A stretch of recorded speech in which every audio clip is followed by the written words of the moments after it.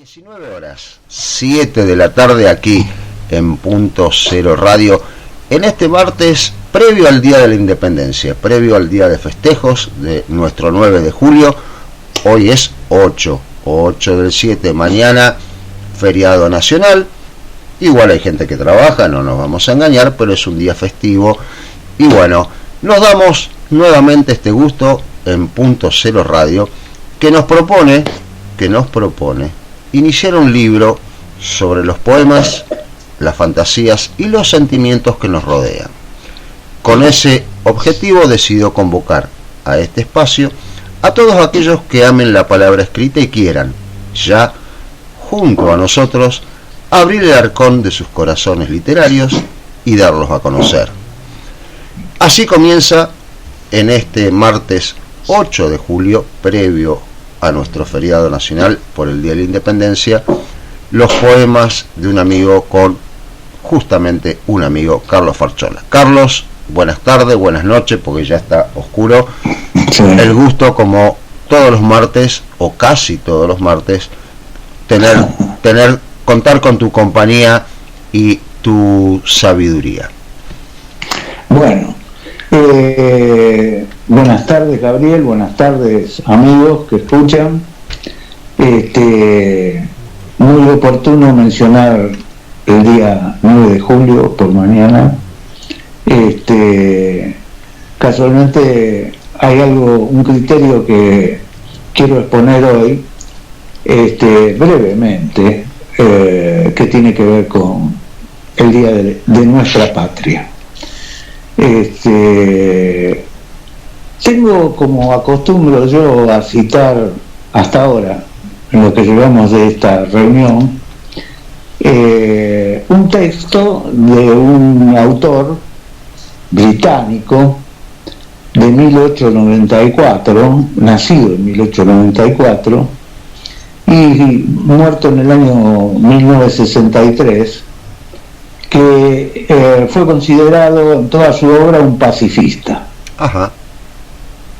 Entonces, lo primero que quiero decir es el nombre de él, porque no está muy difundido en nuestra época, y se llama Aldous Huxley, y lo voy a deletrear para cualquiera que quiera buscar sus antecedentes en alguna enciclopedia o en algún sitio de información actual.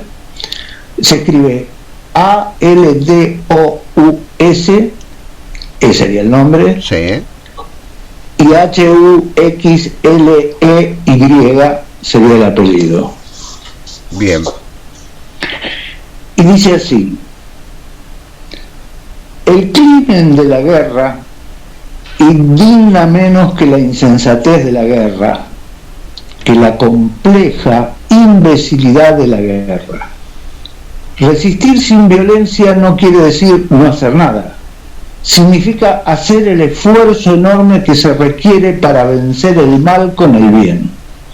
Ese esfuerzo no confía en músculos fuertes y en armamentos diabólicos.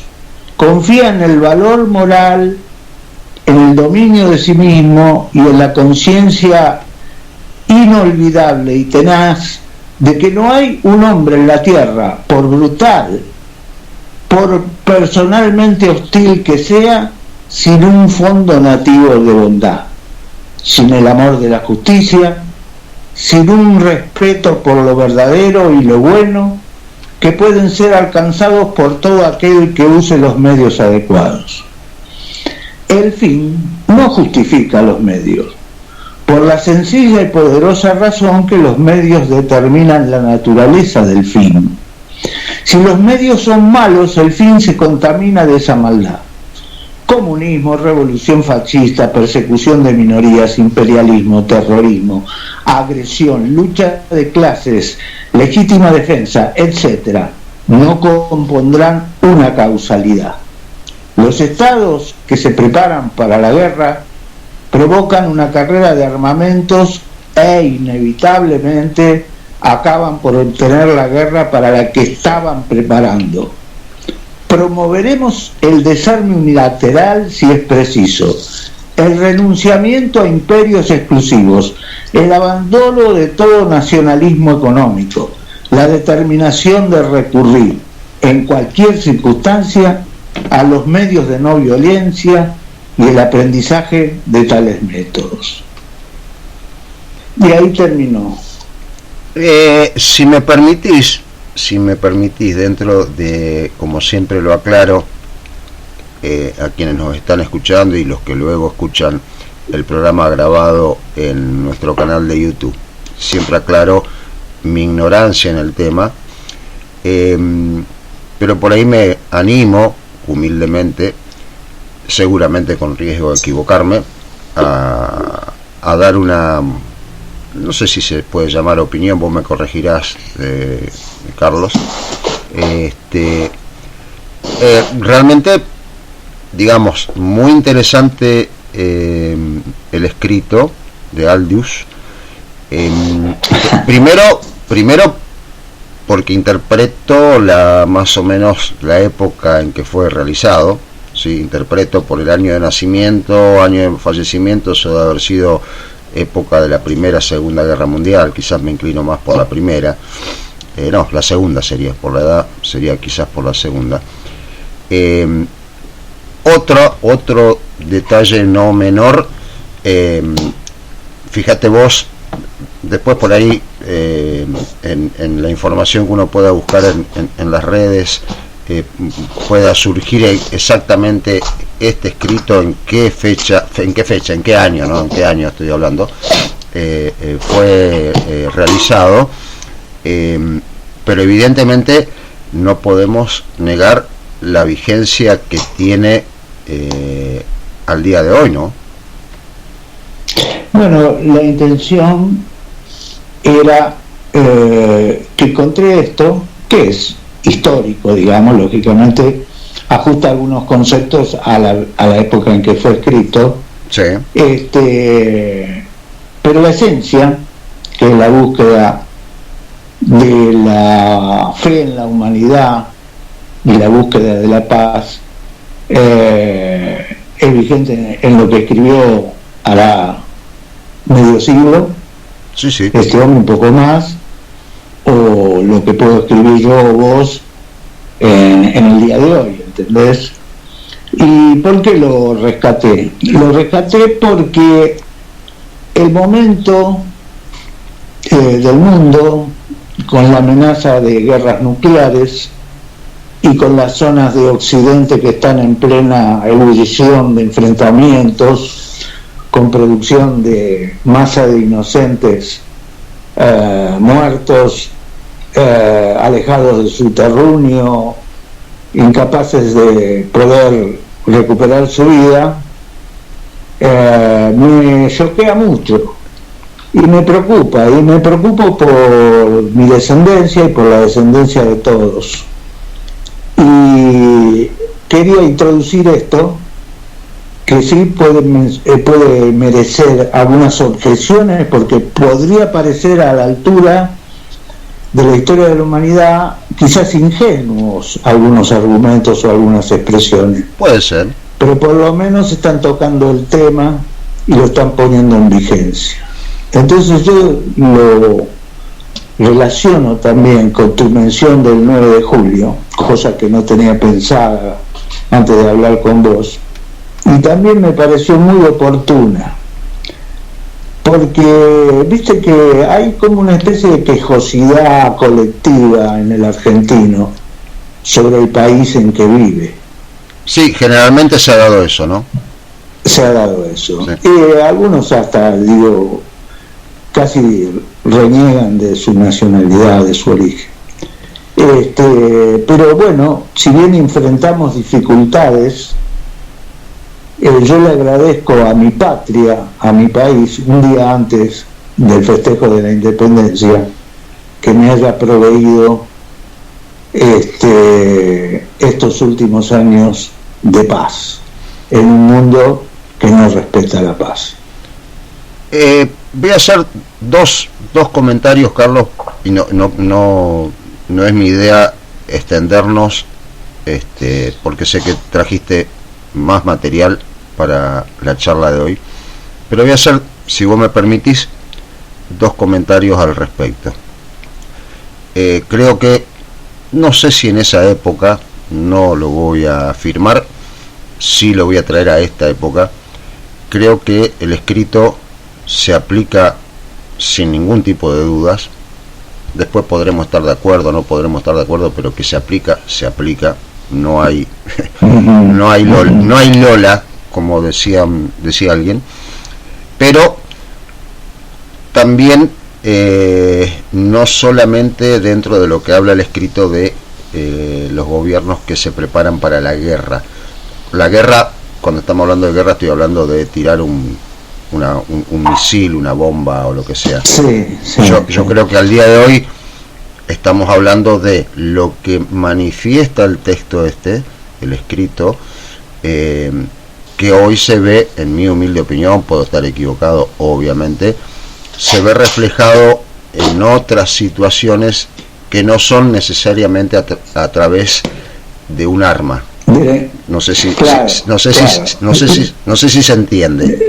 Está perfecto. La violencia se ejerce políticamente a través de armar un ejército y atacar a un país, a una comunidad, y también se ejerce políticamente asfixiándola económica y socialmente. Exactamente. Eso es lo que me querés decir. Sí. Usted como maestro de la lapicera, del lápiz, lo sabe decir mejor que yo, que cuento con pocas palabras.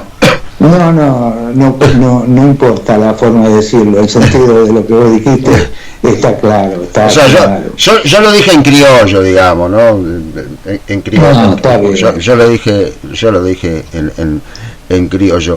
Pero se entendió perfectamente.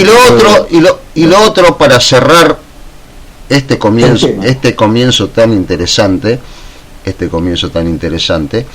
y lo otro que voy a manifestar, vuelvo a repetir, esto corre por mi cuenta, y como siempre decimos, y la gente ya lo sabe porque no es la primera vez que lo explicamos, acá no nos juntamos con Carlos, que aparte está a 600 kilómetros, ni mantenemos una charla previa diciendo, che, mirá, te voy a preguntar esto, vos tenés que decir esto, vos me tenés que preguntar.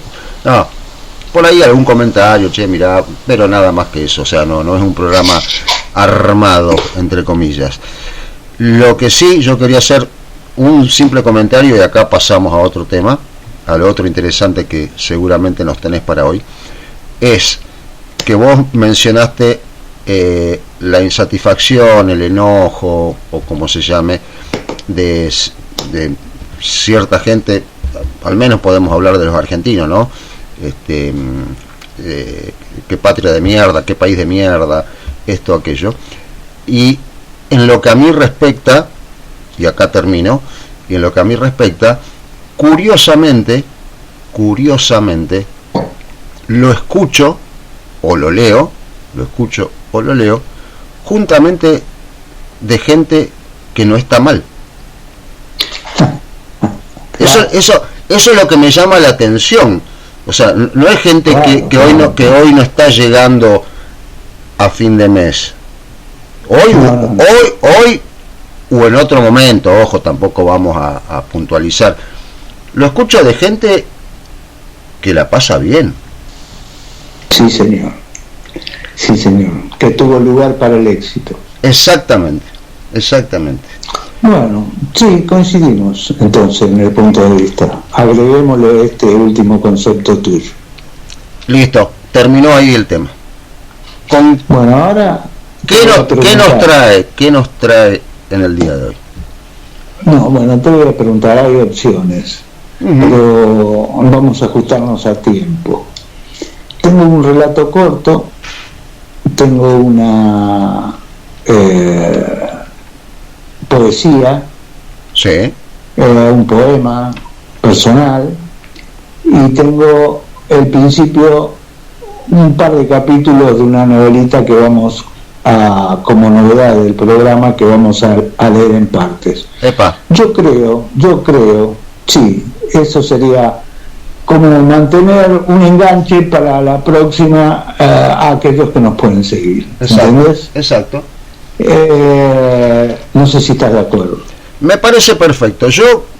A mí me parece que lo del cuento de la novela, yo creo que está el cuento y la novela. La novela sería un cuento largo, digamos, en este caso. Ahí está, por algo está usted en el programa que sabe diferenciar una cosa de otra que yo no tengo ni idea. La novela, me parece, si a usted también le cierra, dejarlo para lo último, que sea la frutillita del postre. Y usted decide sobre las otras dos opciones que dio. Si a mí me da a elegir, me gustaría escuchar el material suyo, pero no me voy a meter en su métier. ¿Y por qué optarías vos? Y yo optaría por el material suyo. Bueno. Pero ese soy yo. Acá yo lo único que hago... No, todo el material... No me expresé bien probablemente. Todo el material es mío. Nada más que el brujo es un relato corto. Sí. La poesía es algo existencial y la novela es larga y leeríamos un par de capítulos nada más de ese relato, ¿entendés? Entonces... yo voy a leer el relato corto, a ver que vos dirigís el tiempo de este encuentro. El relato corto y después, si queda tiempo, leería un par de capítulos de la novela, si queda tiempo. No, la novela va de una ya. Bueno. Acá, perdón, sí. Acá lo consulté con la gente de producción y ya me dijeron que los 3-4 personas que trabajan en producción, y ya me dijeron, no, la novela sí o sí, después con lo otro que haga lo que quiera. Bueno, vamos a empezar con un relato corto que tiene que ver con mis raíces, con un barrio popular, humilde de los bordes de Buenos Aires, y uno de los personajes que habitaban el lugar. Se llama El Brujo, el relato, y dice: el individuo más notable que conocíamos de aquel barrio se apodaba El Brujo. Aparte de curar el empacho y disponer de un arsenal completo de curanderías, tenía una cualidad muy apreciada entre nuestros mayores, cualidad de la cual darán fe más de uno. El Brujo, un hombre por entonces de unos 60 años, muy deteriorado, bebedor y fumador, ofrecía entre sus servicios, que se pagaban a voluntad, apresar el alma de los difuntos en el momento inmediatamente posterior a su fallecimiento y retenerla durante 72 horas. Después de ese tremendo esfuerzo psíquico, dejarla partir hacia su futura morada. Ese era su particular poder y prometía que aquellos entes estarían en ese plazo atento a los mensajes que le enviaran los que hubieran cohabitado con ellos en esta tierra. Para lograr este objetivo se lo debía llamar mientras el cuerpo ya inerte mantuviera una relativa tibieza.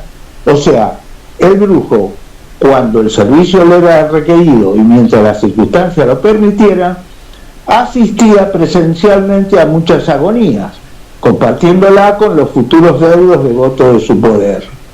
Una vez verificado el deceso, se debía hacer lugar para que el misterioso personaje maniobrara con el cadáver, abrazándolo y murmurando palabras incomprensibles en aquellos oídos para todos ya sordos. Luego se retiraba a su rancho de madera y chapa en el fondo inundable de un conventillo que daba a las vías muertas del ferrocarril. El alma del difunto quedaba así en un estado de transición que le permitía escuchar a los seres dolientes más cercanos que alguna vez amó. Este duelo, con comunicación de 72 horas, les permitía a los doloridos deudos manifestar su pérdida querida, las cosas que en vida no habían podido ser dichas. Sus discursos contenían reproches retenidos y declaraciones de amor inconmensurables, y también muchas veces confesiones de culpa y asunción de responsabilidades. Las personas que hablaban a las almas que se preparaban para el viaje, en su mayoría habían sido convencidas por el carcelero de la certeza de que su mensaje estaba llegando a destino, y más de uno, supuestamente en la intensidad de su dolor, jurará haber recibido señales que confirmaban la recepción de aquellos dichos. Después del periodo de 72 horas, el servicio no daba garantías de permanencia. Como el costo del intento era tan bajo, nadie jamás se atrevió a reclamarle al autor de esta alquimia espiritual insatisfacción alguna. La mayoría de los que habían comprado el producto quedaban conformes y preferían este tipo de ritos a la inevitable y acostumbrada mediación de los curas. El brujo murió y nadie estuvo interesado en contratar un carcelero para su alma. Nadie lo amó, nadie recibió la transferencia de su poder, ninguno pudo reemplazarlo en el éxito de vender aquella convicción. ¿Por qué me acuerdo del brujo después de tantos años? Ayer murió el padre de un amigo. Él tiene 50 años y me vino a ver por la noche para contarme y mostrarme su herida descarnada. Me dijo llorando que creía que su padre nunca lo había visto, que ambos pasaron por el tiempo compartido de sus vidas sin verse, sin tocarse, de que de la muerte prevista del anciano lo que le dolía más es que se hubiera agotado un tiempo largo sin poder comunicarse con él. El silencio de ambos, en este caso, había convertido la muerte esperable en un acontecimiento súbito. No supe qué decirle. Probablemente en los tiempos de mi juventud le hubiera recomendado los servicios del brujo. Lejos de aquella fantasía difundida en el barrio, sí quedó en mí radicada la idea de que podemos hablar con los seres queridos que se fueron, sin la mediación del brujo.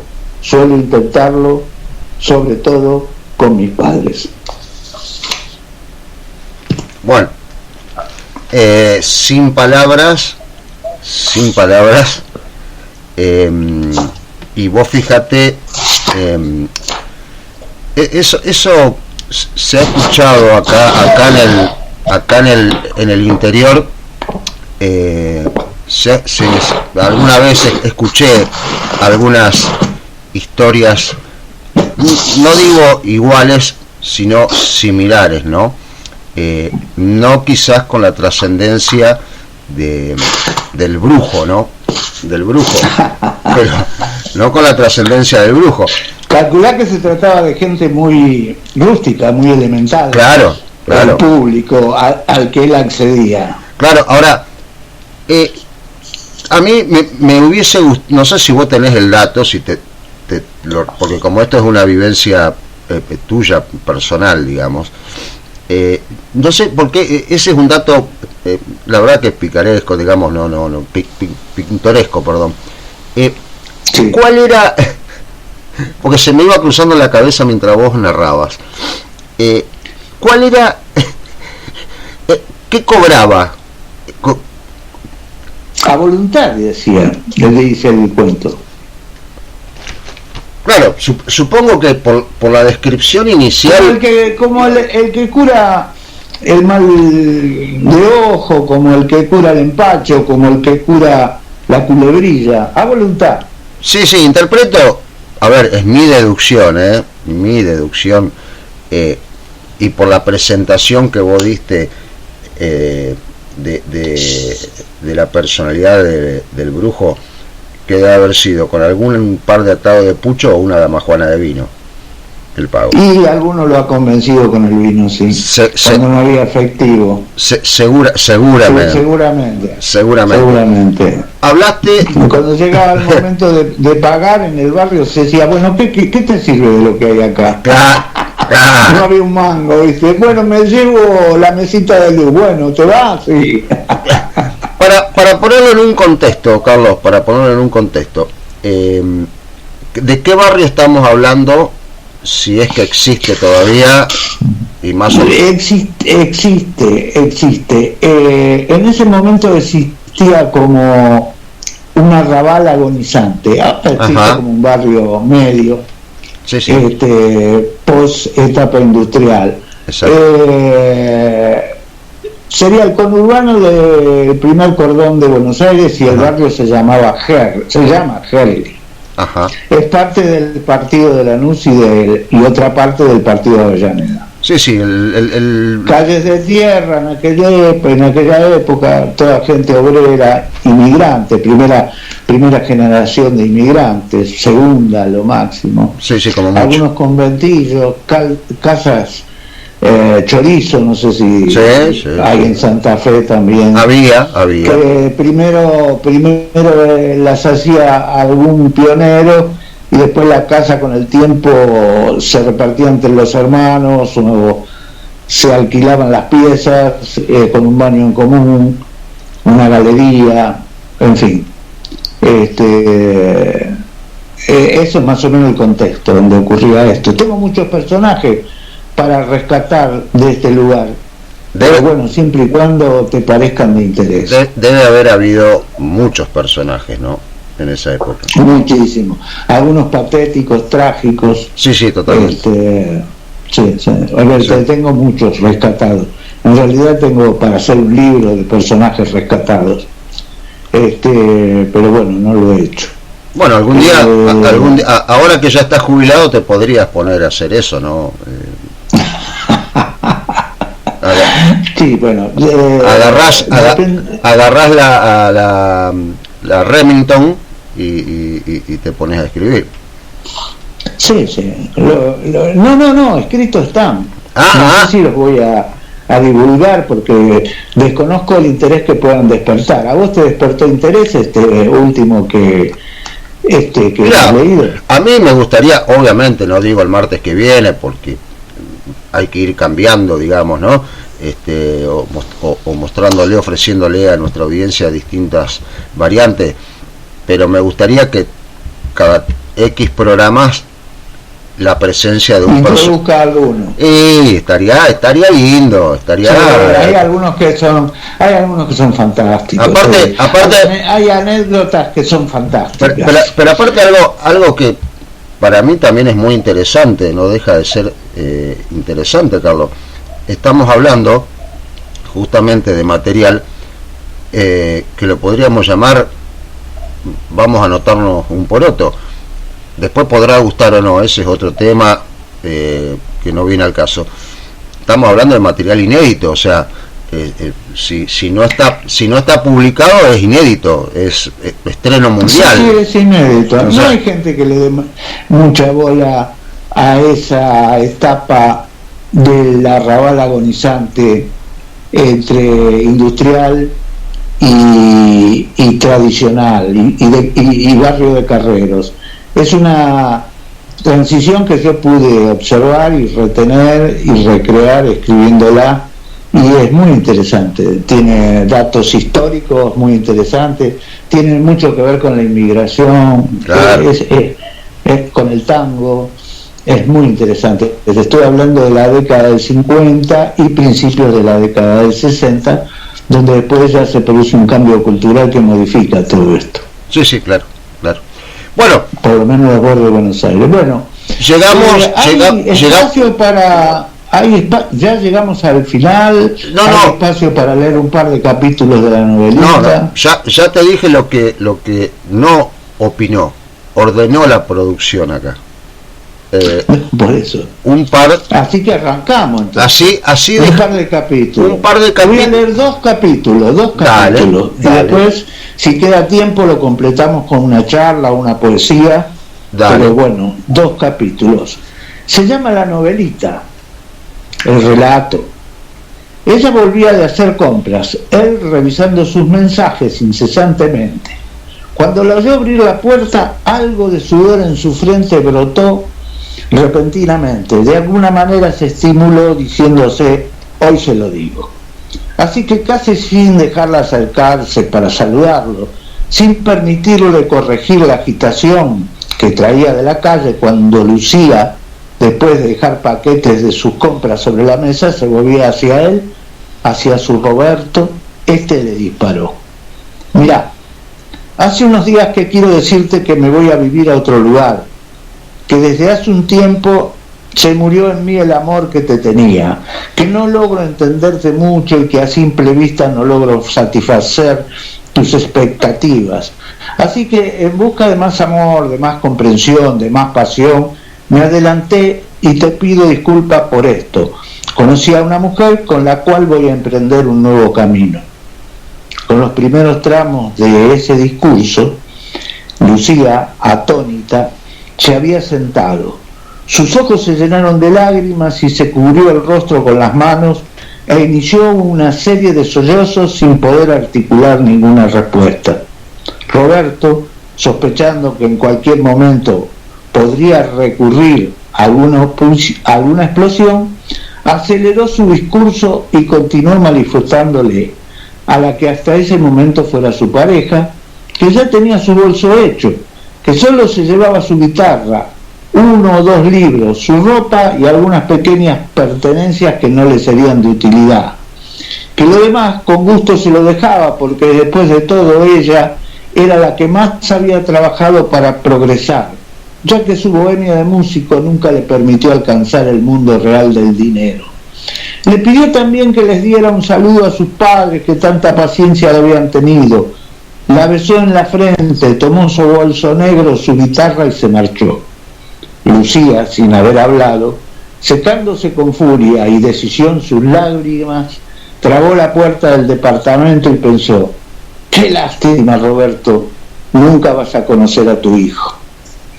Después de Lucía, el músico rodó por distintas relaciones, a saber, una estudiante llamada Cristina, motivo de su separación, una relación homosexual con el cantante de un grupo al que conoció actuando en Brasil, y últimamente era frecuentado por una chica hot que trabajaba en una bailanta.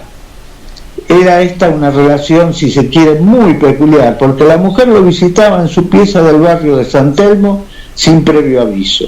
Se presentaba a las horas más avanzadas de la madrugada y después de llamar a la puerta se metía en su cama, practicaba sexo y luego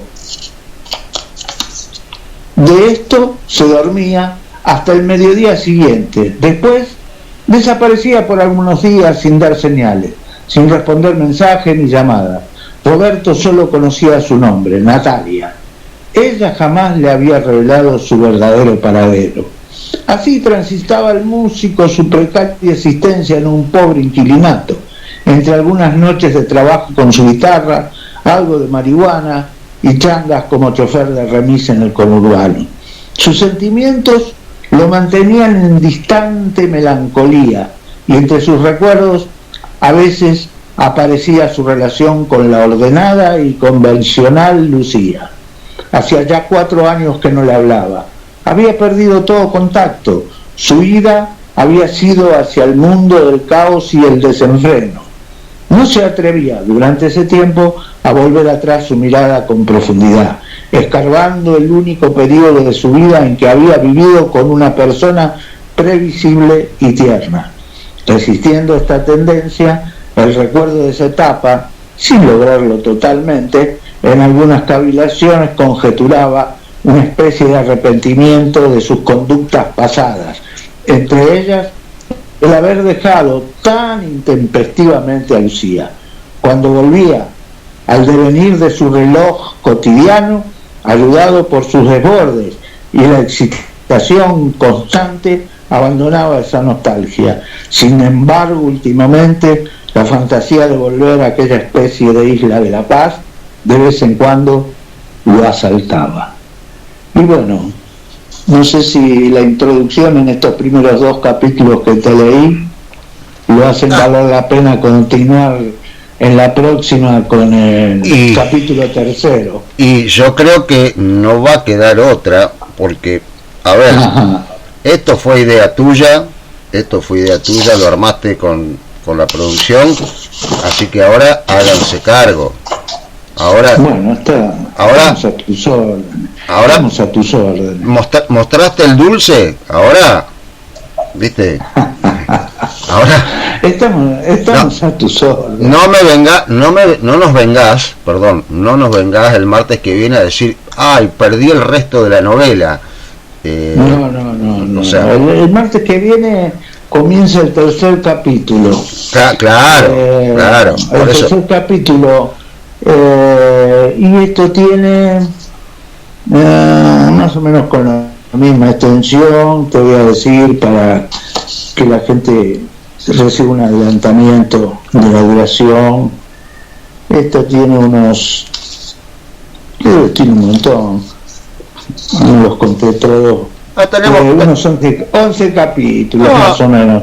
Tenemos cortos, vivaces, tratan de rescatar los personajes y más que nada tratan de rescatar la existencia del hecho.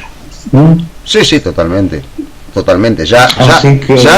No sé cómo estamos de tiempo, David. Tenemos porque había quedado algo que vos tenías preparado y sí. Como tenemos unos minutos, lo dejo a tu criterio. Si lo querés compartir con nosotros, no hay ningún problema.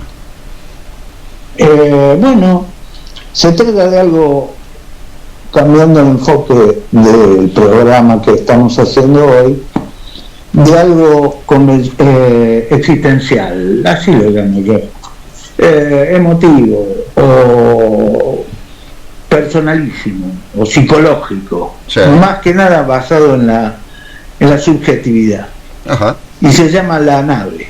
La nave, sí.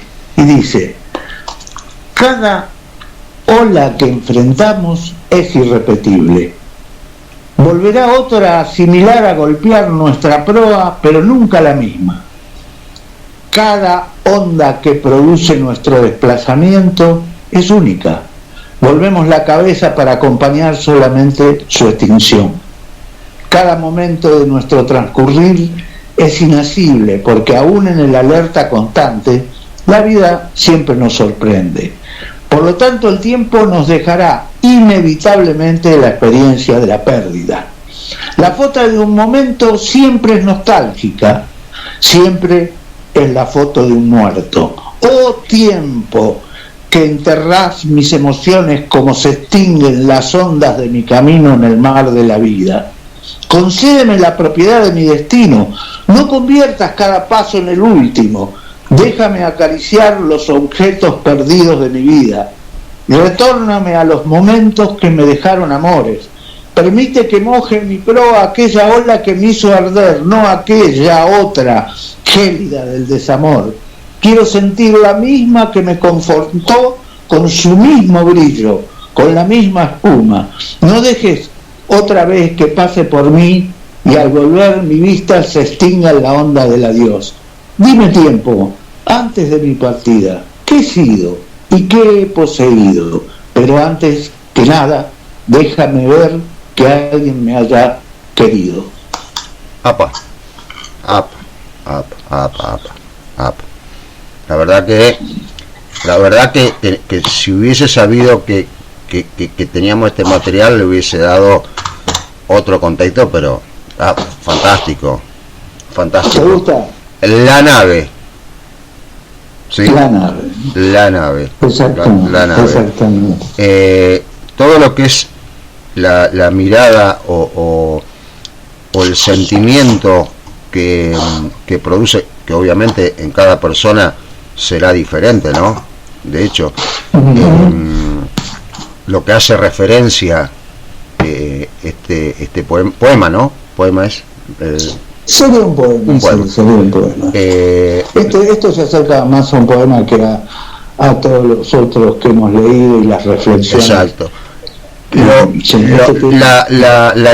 imagen o cómo describe la sensación de una persona, vuelvo a repetir, no todas las personas tienen la misma sensación o percepción sobre un hecho, sobre una ola, ¿sí? que es algo que por ahí, como bien dice, viene contra la proa de un barco, de una lancha, con toda la fuerza, y como bien dice el poema, mirás para atrás y ya no está, desapareció. Exactamente, desapareció. Esa es una ¿cómo se puede? Es una sensibilidad Exacto. ante el universo y ante el destino, ¿viste? Ante el mundo desconocido. Generalmente, si usás ola, si usás agua, si usás navegación, estás ante un espacio infinito, estás ante un espacio poderoso, estás siendo la nada frente a ese fenómeno. El mar en general inspira la visión del infinito. Sí, me llevaba automáticamente, Carlos, me llevaba a la imagen, ¿no? Vos sabés que, bueno, en lo personal, a mí me gusta mucho el mar, y automáticamente, si bien el lugar no era una playa, pero voy a la desaparición de la ola, de que vos la ves y después te diste vuelta y ya no está más. Me vino en la mente esos momentos que yo he ido al mar y que me levantaba muy temprano porque me gustaba disfrutar del amanecer tomando mate al lado en la playa, y me trajo automáticamente la imagen de la ola que viene bien armada con toda su fuerza, se desarma y luego se retrae, se retira con toda calma, ¿no? O sea, exactamente, algo que viene a apabullar. Exactamente, algo que tenés que enfrentarlo, transcurrís, pero te produce mucho vacío ver que la fuerza que venciste o que te venció ha desaparecido, ¿no? Exacto. Por eso más o menos responde a una frase que no sé si es mía o la recogí de algún lado, que un poco se quiere demostrar que el presente es un punto entre el pasado y el futuro. Exacto. Y no más que eso, Si te pones a pensar es así. Es así. Así que bueno, me alegro que te haya gustado. No, me encantó porque te vuelvo a repetir. O sea, cuando vos escuchás algo, una lectura de un texto, y automáticamente, digo yo, ¿no? Al menos me sucede a mí, te trae imágenes, inclusive imágenes obviamente de situaciones que uno ha vivido, me parece que eso está bueno, digamos, ¿no? O sea, porque automáticamente cerré los ojos y veía esa ola, como dije, que venía con toda esa fuerza, con todo ese empuje y demás, y resulta que a los pocos segundos la ola se está retirando, como diciendo, listo, ya está, ya cumplí lo mío, me voy. O sea, y ahí te deja el vacío. Exactamente. Carlos, señor. Bueno, nos tenemos que despedir. Bueno, ya siendo casi las 8 menos cuarto de la noche. Otro martes, otro programa de los poemas de un amigo, que ya mañana vamos a tener esta charla como todas en nuestro canal de YouTube, cosa que la gente que por ahí no la pudo escuchar o pudo escuchar una parte, va y está permanente ahí, pueden escuchar todo el programa. Realmente, como siempre, Carlos, un gusto. Bueno, Gaby, gracias por el espacio. Por favor. Y nos volveremos a encontrar. Nos estamos encontrando el martes que viene, si todo va bien. Por ahí, como sucedió el martes pasado, tuvimos que dejarlo pasar por compromisos personales. Eso está a la orden del día. Pero siempre la idea es estar todos los martes aquí en Punto Cero Radio, con los poemas de un amigo, compartiendo, charlando, haciendo algún que otro comentario, algún análisis, alguna reflexión, que nunca viene mal. Carlos, te mando un abrazo, a pasar una linda noche, un lindo día mañana, en el día de nuestra independencia, 9 de julio, y nos estamos encontrando nuevamente. Será un placer el día martes que viene.